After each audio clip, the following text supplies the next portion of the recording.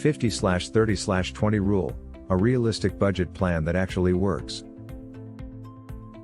The 50/30/20 rule is an easy monthly budgeting technique that outlines exactly how much you should allocate to savings and living expenses each month. You can safely avoid overpaying and gradually increase your savings with a clear big picture overview of your monthly budget, all without meticulously keeping track of each and every purchase. Here's how it operates and why it's one of the best budgeting advices. What is the 50/30/20 rule? The 50/30/20 rule is a simple budgeting technique that can assist you in managing your money in an efficient, straightforward, and sustainable manner. The general rule of thumb is to allocate 50% of your monthly after-tax income for needs, 30% for wants, and 20% for savings or debt repayment. You may make better use of your money by consistently maintaining a balance between three key areas of expenditure. You can also save yourself the time and frustration of going into the specifics every time you spend by keeping track of only the three main categories. Whether you're trying to pay off debt or save money for a rainy day, it might make it simpler for you to achieve your financial objectives. How to budget your money with the 50/30/20 rule. Budgeting is made easier by the 50/30/20 rule, which divides your after-tax income into just three categories: needs, wants, and savings or debt. Spend 50% of your money on needs. Needs are costs you can't avoid, amounts needed for all the necessities without which it would be challenging to survive. Your most essential expenses should be covered by 50% of your after-tax income. Needs may include basic groceries, monthly rent, electricity and gas bills, transportation, insurances, for healthcare, car, or pets. If your monthly after-tax income is $2,000, for instance, $1,000 should be set aside for your requirements. If you find that your demands total more than half of your gross income, you might be able to make some adjustments to reduce those costs. This could be as simple as switching to a different energy supplier or discovering new strategies for grocery shopping. Financial savings. Put 30% of your income toward wants. Wants are things that you choose to spend your money on even if you could live without them if you had to. They are considered non-essential expenses. These may include gym membership, dining out, clothes shopping and holidays. If your monthly after-tax income is $2,000, for example, you can spend $600 on your wants. It's also worthwhile to consider which of your wants you may cut back on if you find that you're spending too much on them. Simply ask yourself, could I live without this? If you're unsure of whether something is a need or a want, put aside 20% of your income as savings. The remaining 20% can be used to reach your savings objectives or pay off any outstanding debts after allocating 30% of your monthly income to wants and 50% to needs.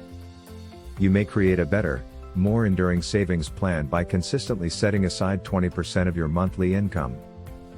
It doesn't matter if your ultimate objective is setting up an emergency fund, creating a long-term personal financial plan, or saving for a down payment on a home.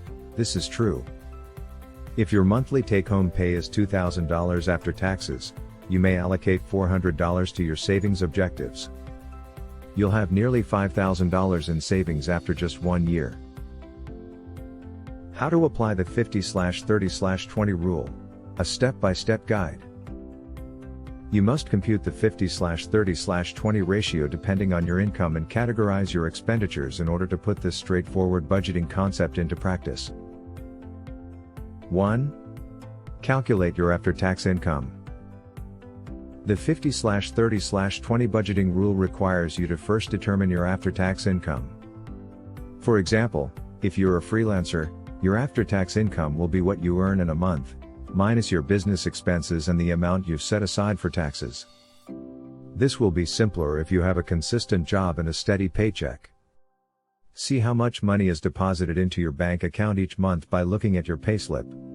If payments for pension funds or health insurance are automatically taken out of your paycheck, add them back in. 2. Organize the spending you've made throughout the last month. You must examine how and where you spent your revenue during the previous month in order to acquire a complete picture of where your money is spent each month. Divide all of your spending into the following three groups: needs, wants, and savings. Keep in mind that a need is a cost you absolutely must have, like rent. A want is an extra luxury that you could do without, like going out to eat. Savings include extra debt payments, pension fund contributions in retirement, and money set aside for emergencies. 3. Evaluate your spending and modify it to fit to the 50/30/20 rule. You can begin to modify your budget to stick to the 50/30/20 rule once you have an understanding of how much of your income is allocated each month to requirements, wants, and savings. The easiest method to do this is to evaluate how much money you spend each month on wants. A wish is not extravagant, in accordance with the 50/30/20 guideline. Rather, it is a fundamental nicety that enables you to enjoy life. It's better to figure out which of your wants you can cut down on to keep within 30% of your take-home pay, because cutting back on your needs might be a difficult and complex undertaking. Your chances of reaching your 20% savings goal increase as you cut back on your wants-related spending. This budget rule can help take control of your finances and start to become more financially free if you do it for many years. If you have enjoyed this video and found it useful, please like and subscribe and share with your friends to give them a better understanding in personal finance. Also turn on the bell notification so you don't miss a future upload. Thanks for watching, and I will see you all next time.